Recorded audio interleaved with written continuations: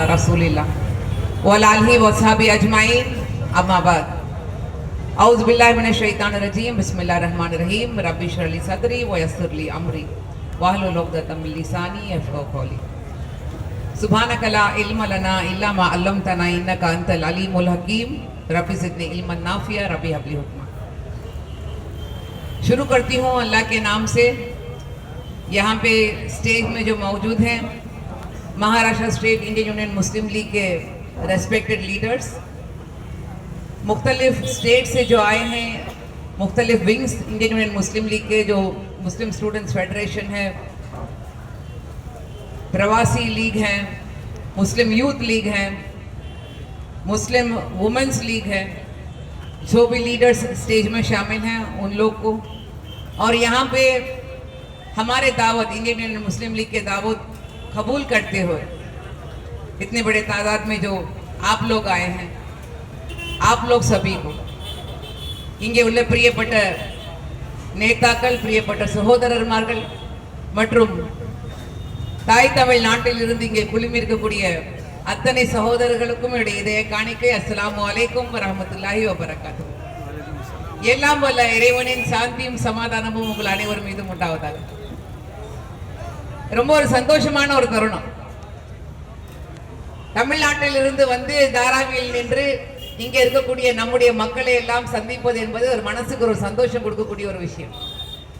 அது வந்து தமிழ்நாட்டு மக்கள் மட்டுமல்ல, केरलाவில் இருக்கக்கூடிய சகோதரர்மார்கள், சகோதரிமார்கள், फिर महाराष्ट्र के जो हमारे आमची मुंबई के लोग हैं, आप लोग सबको मिलने का बहुत बड़ा खुशी का दिन है आज हमारे लिए. तो ये जो इंतजाम किए हैं, इतना मेहनत किए हैं महाराष्ट्र स्टेट इंडियन यूनियन मुस्लिम लीग के लीडर्स, और इसके लिए लगातार जो काम किए हैं हमारे हर विंग के वॉलंटियर्स को मैं मुबारकबाद देना चाहूँगी और शुक्र अदा करना चाहूँगी कि आप इतना बेहतरीन तरीके से अल्हम्दुलिल्लाह, जो सुबह हमारा जर्नी टू हार्मनी इंडिया का प्रोग्राम था, जो हमारे स्पिरिचुअल लीडर पानाकाड़ सैयद सादिक अली तंगल साहब की सदारत में माशाल्लाह इतना इफेक्टिव था.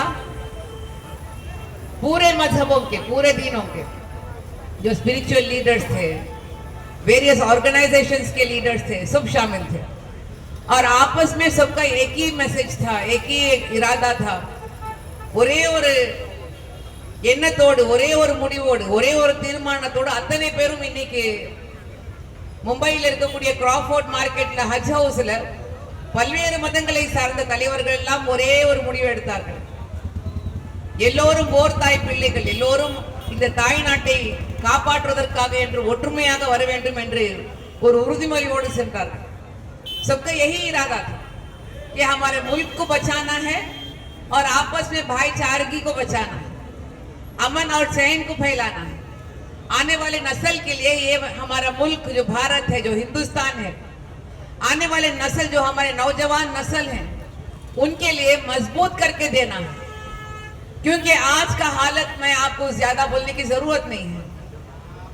जो आपस में नफरत जो फैला रहा है, जो नफरत का आग जो आज हमारे मुल्क को बर्बादी की तरफ लेके जा रहा है, जब हम उसके बारे में सोचते हैं तो एकदम परेशान हो जा रहे हैं.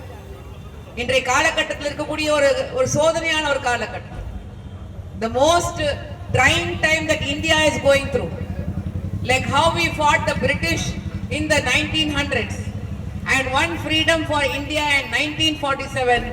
The Indian Union Muslim League under the spiritual leader of Panakkad Sayyid Sadiq Ali Shihab Tangal is fighting to get the freedom from India, from the hatred which is being spread in India. यहाँ पे हम सिर्फ मुस्लिम लीग की तरफ से बात करने के लिए नहीं आए हैं. ये जो पब्लिक मीटिंग है सिर्फ मुस्लिम लीग के लिए, एक सियासी पार्टी के लिए नहीं है. यहाँ का जो एजेंडा आप लोग देख रहे हैं, the journey to harmony India, हमारा मकसद ये है कि मुस्लिम लीग पार्टी के लिए काम नहीं करना, इस मुल्क के लिए काम करना. जो वेलकम एड्रेस दे रहे थे, जो स्पीच दे रहे थे, मौलाना साहब इतना क्लियरली बता रहे थे कि संविधान को बचाना है, இந்த நாட்டினுடைய அரசியல் சாசனத்தை காப்பாற்ற வேண்டும். the constitution of India has to be saved. why? கான்ஸ்டிடியூஷனை வந்து நம்ம ஏன் காப்பாற்றணும்? கான்ஸ்டிடியூஷன் காப்பாத்துறதுனால நமக்கு என்ன கிடைக்க போகுது? ஒரு முஸ்லிமாக இருந்து எனக்கு Quran is very important. I will never compromise with the Quran. ஒரு இந்து சகோதரனை நீங்கள் பார்த்தீர்கள் என்றால் அவர்களுக்கு கீதை என்பது ஒரு முக்கியமான ஒரு வேத நூல். ஒரு கிறிஸ்தவ சகோதரனை நீங்கள் பார்த்தீர்கள் என்றால் அவர்களுக்கு பைபிள் வேத நூல்.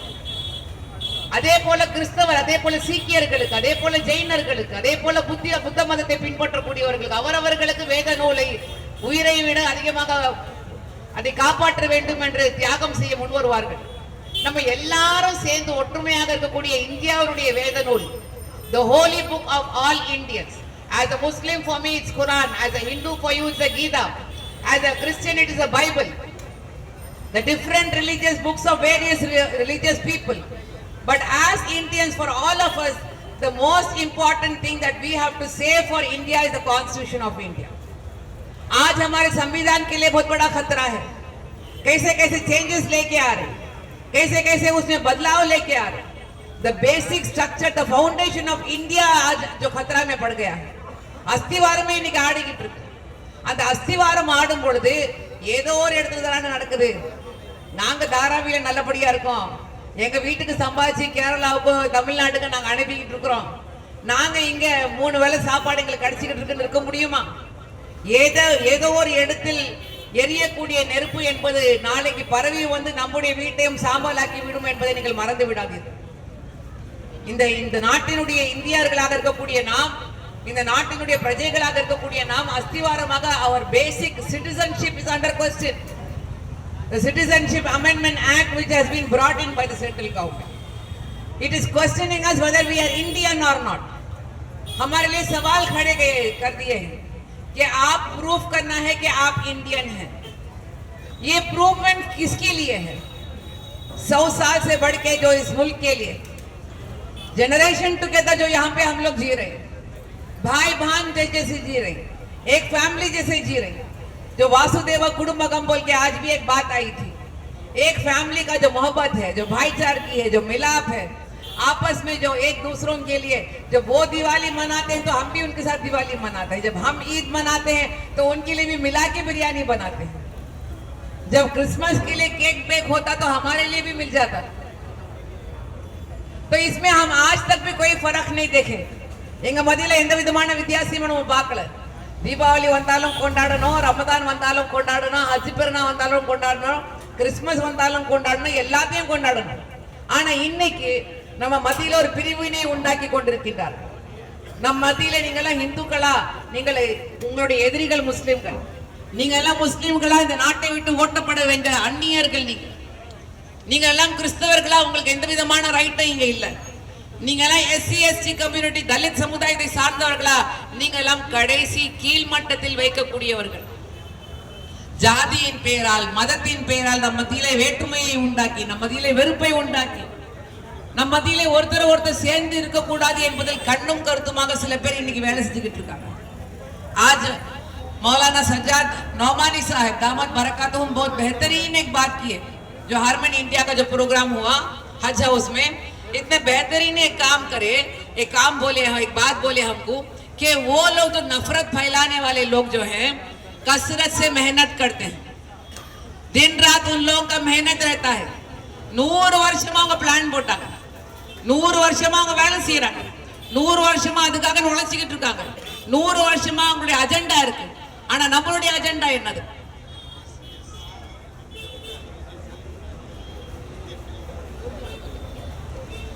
तो हमारा एजेंडा क्या है? जो वो लोग मेहनत करते हैं नफरत फैलाने के लिए, भाईचारे और अमन और मोहब्बत फैलाने के लिए, हमारा एजेंडा क्या है? हम कितना मेहनत कर रहे हैं, हमारे आपस में कितना मिलाप है? हम यहाँ जो ये लोग जो हम जमा हुए हैं, क्या हमारे पास कुछ रोड प्लान है? क्या हमारे पास कुछ फोकस है? क्या हमारे पास कुछ टारगेट है कि हम लोगों में अमन और भाईचारगी फैलाना है? क्या इसके लिए हमारे पास कुछ है? ऐसे प्रोग्राम को आए गए, मगर वो लोग जो नफरत फैलाने वाले हैं, तो लोगों में जो फिरके बढ़ाने वाले हैं, वो लोग का एजेंडा क्लियर है. और दिन रात सिर्फ मर्दों में नहीं, औरतों में काम हो रहा है, बच्चों में काम हो रहा है, नौजवानों में काम हो रहा है, कॉलेजेस में काम हो रहा है, हॉस्पिटल्स में काम हो रहा है, मीडिया में काम हो रहा है. हर जगह में उनका काम क्लियर हो रहा है और उसके लिए काम करने वाले तैयार हैं. और फिर हम लोग यहाँ पे बैठ के बोल रहे हैं कि नफरत फैला रहे, लोगों में जो है लड़ाइयाँ ला रहे। जब उनके लिए हम इल्जाम लगा रहे, एक अंगली उनको बताने के वक्त 3 अंगली वापस हमको दिखा रहा है कि हम क्या करें। उसको जवाब देने के लिए आज Indian union Muslim League the journey to the harmony India, ये जो पैगाम हमारे स्पिरिचुअल लीडर पानाकाट सैयद सादिक अली तंगल साहब के सदारत में जो शुरू किए हैं, इसके लिए हम लोग यहाँ पे खड़े, to spread the spirit of brotherhood, to spread the spirit of India. जब कॉन्स्टिट्यूशन के बारे में बोले, अगर कॉन्स्टिट्यूशन के लिए कोई हकदार है पहले, तो मैं यहाँ पे ये बताना चाहूंगी, फर्स्ट हकदार है इंडियन यूनियन मुस्लिम लीग। क्योंकि जब आपको कॉन्स्टिट्यूशन के बारे में कोई पूछता है, जब संविधान के बारे में कोई सवाल उठता है, तो संविधान बोले तो फौरन आपके दिमाग में कौन आते हैं? Baba Saheb doctor Ambedkar, the father of the constitution of India, फौरन वो याद आ जाते हैं। मगर जब बाबा साहेब यहाँ इसी मिट्टी के, इसी महाराष्ट्र के थे, जब कॉन्स्टिट्यूशन असेंबली के लिए चुनना था उनको, कोई उनको टिकट देने के लिए तैयार नहीं था। क्यों? क्योंकि वो कील जाति, तमिल में சொல்லுவாங்க कील जाति, जो मोस्ट लोएस्ट कैस्ट, जो अपर कैस्ट था, जो हमेशा डोमिनेट करता है, हमेशा सप्रेस करता है, जो लोगों का जो है हक छीनता है, तो उनको बाबा साहब को टिकट देने के लिए कोई इरादा नहीं था।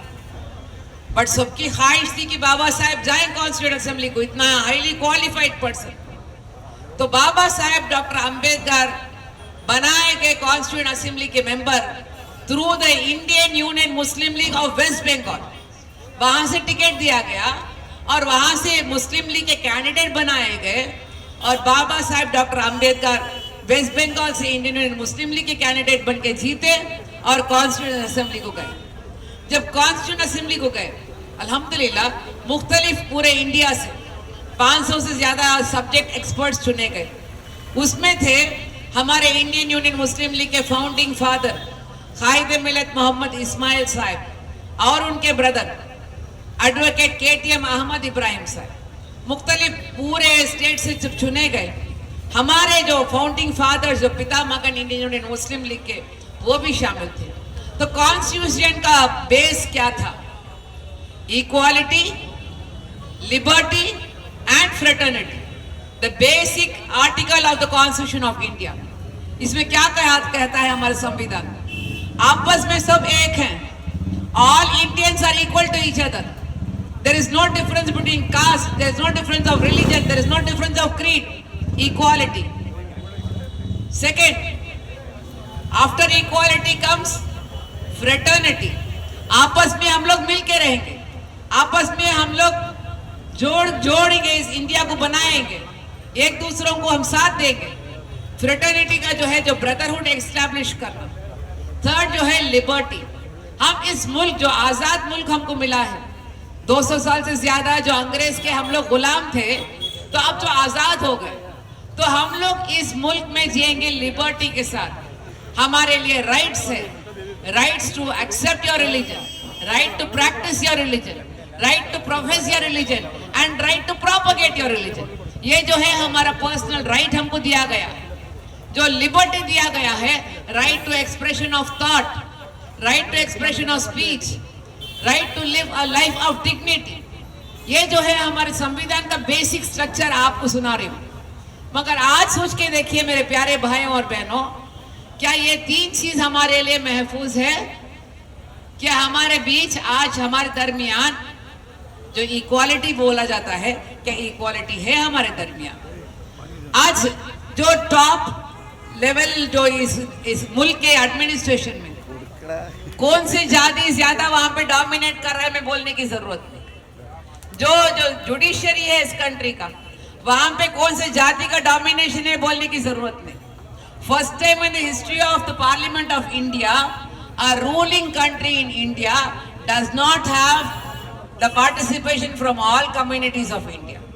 अब तक जितने भी इस मुल्क के ऊपर हुकूमत किए हैं इस 70 पर 5 साल में, जो पास्ट 7-8 इयर्स में जो हो रहा है इस मुल्क के ऊपर एडमिनिस्ट्रेशन, लिखते हैं वर्ल्ड पॉलिटिकल वॉचर्स, लिखते हैं ऑब्जर्वर्स, लिखते हैं कि पहले बार एक गवर्नमेंट ऐसा गवर्नमेंट आया है जिसमें जो है balance of all community participation नहीं है। पहले बार जो है इस मुल्क हिंदुस्तान के ऊपर इल्जाम लगाया जा रहा है कि यहाँ पे इस्लामोफोबिया ज्यादा है।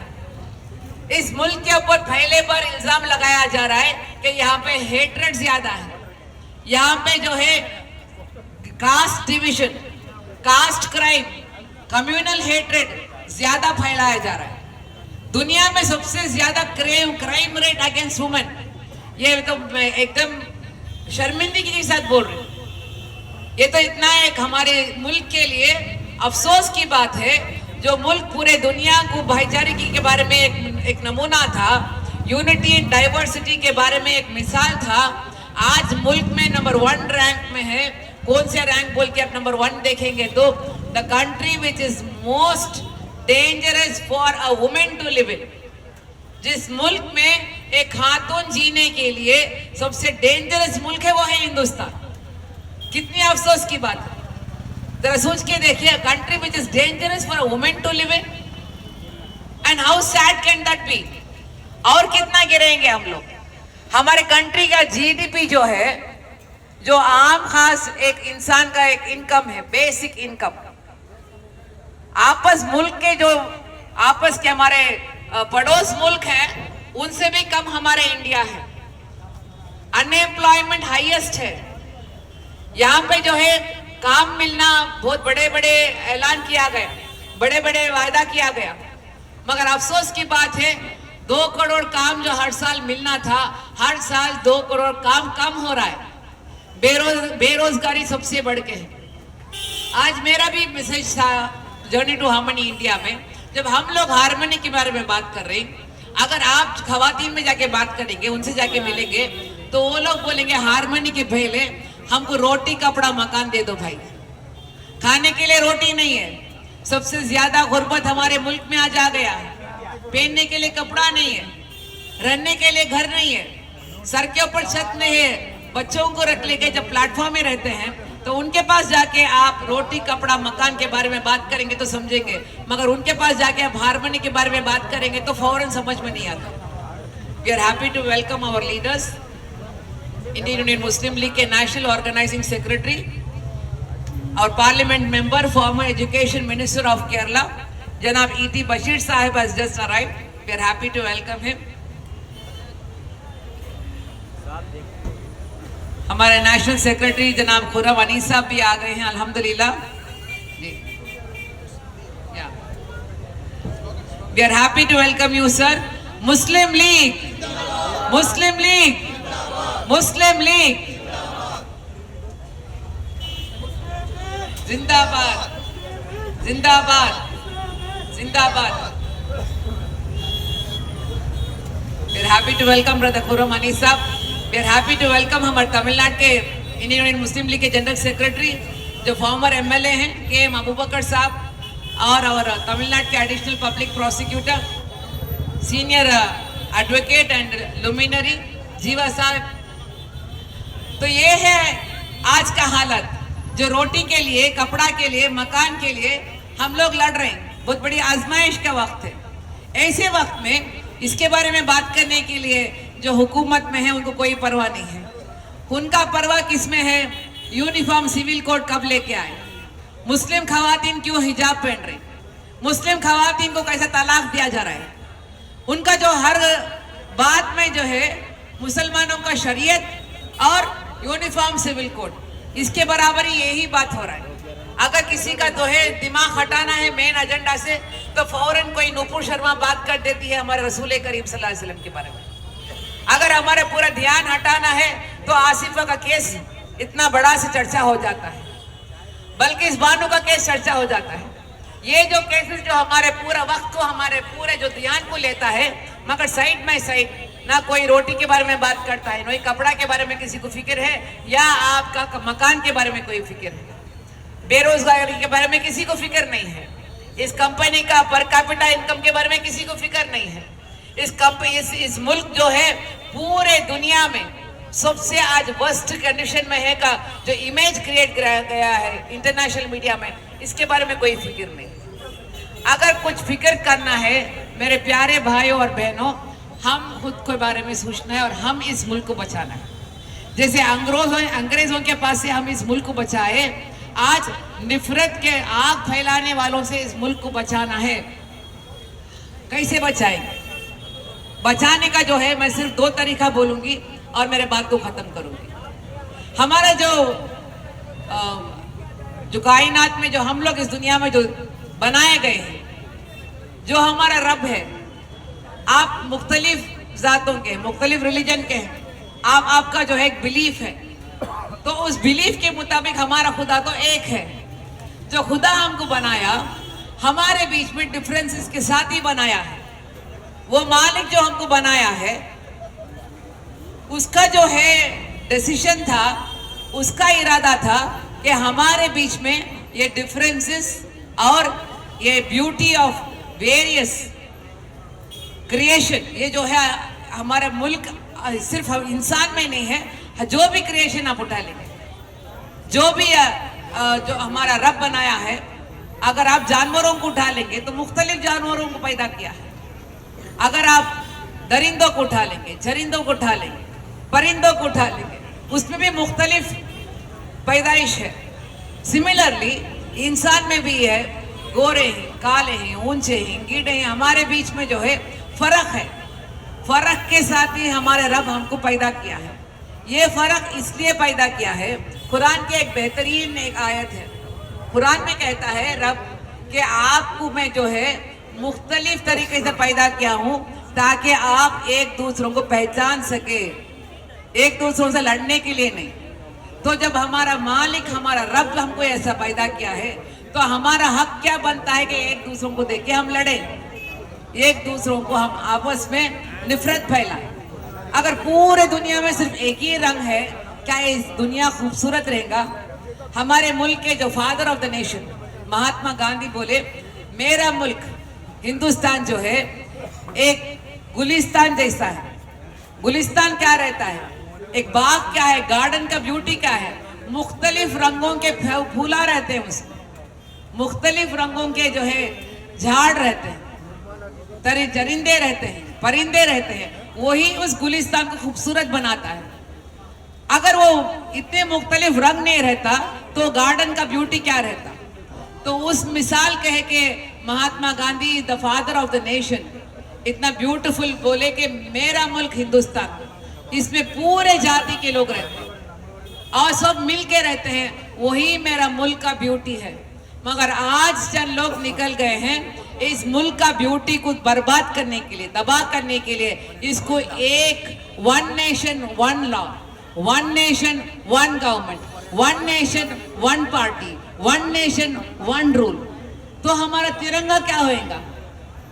जो तिरंगा का ब्यूटी जो है, जो साफरानी है, जो सफेद है, जो हरिया ग्रीन है, जो बीच में अशोक चक्र है, वही हमारा मुल्क का ब्यूटी है, जो तिरंगा है। आज लोग चाहते हैं कि तिरंगा को सिर्फ जाफरानी बना दें। आज लोग चाहते हैं कि इस मुल्क जो गुलिस्तान है उसको रेगिस्तान बना दें। तो आप और मेरा जिम्मेदारी बनता है मेरे प्यारे भाइयों और बहनों, अगर हमारा मुल्क गुलिस्तान बन के रहना है तो दूसरों के ऊपर इल्जाम देने के पहले आप आपकी जिम्मेदारी लीजिए। वो जिम्मेदारी कैसा लेंगे? हमारे बीच में जो डिफरेंसेस हैं, फर्स्ट उसको एक्सेप्ट करेंगे, मान लेंगे कि हाँ आप हिंदू हैं, मैं मुस्लिम हूँ, आप क्रिश्चियन हैं, आप जैन हैं, मगर हम लोग सब इंसान हैं और इस मुल्क के सिटीजन से हम लोग हिंदुस्तानी हैं। सेकंड, एक्सेप्ट करे बात। अगर आप चाहते हैं तो बड़ा दिल है, सेलिब्रेट कीजिए। ये जो हमारे बीच में फिरके हैं उसको सेलिब्रेट कीजिए। अगर सेलिब्रेट नहीं कर सकते, कम से कम एक्सेप्ट तो कीजिए, टॉलरेट कीजिए। बर्दाश्ती कहाँ गया? क्यों आज बर्दाश्त? अगर विनायका का जो है जाता है एक प्रोसेशन, बाजू में अगर मीलाद नबी का एक प्रोसेशन जाता है, कोई गलती नहीं है। अगर वो लोग ये लोग के ऊपर पत्थर फेंकेंगे, वो लोग इनसे लड़ेंगे तो गलत है, ये गलत बात है। हमारे पास टॉलरेंस चले गया है। तो मैं ये बात बोल के खत्म करूंगी कि फर्स्ट हम एक्सेप्ट करना है कि हमारे बीच में डिफरेंसेस हैं और वो डिफरेंसेस को हम लोग सेलिब्रेट करेंगे। अगर सेलिब्रेट नहीं कर सकते तो टॉलरेट करो, नफरत नहीं फैलाओ। अगर ये नफरत का आग आप बढ़ाते जाएंगे तो ये मुल्क का हालत जो है बर्बादी की तरफ जा रहा है। तो आज ये रोटी कपड़ा मकान का ये प्रॉब्लम सॉल्व करना है तो हार्मनी एस्टैब्लिश करना है। Where there is peace there is growth, where there is growth there is progress, where there is progress there is development. अगर बेसिक पीस नहीं है, अमन नहीं है, तो कहां से हम लोग आगे बढ़ेंगे?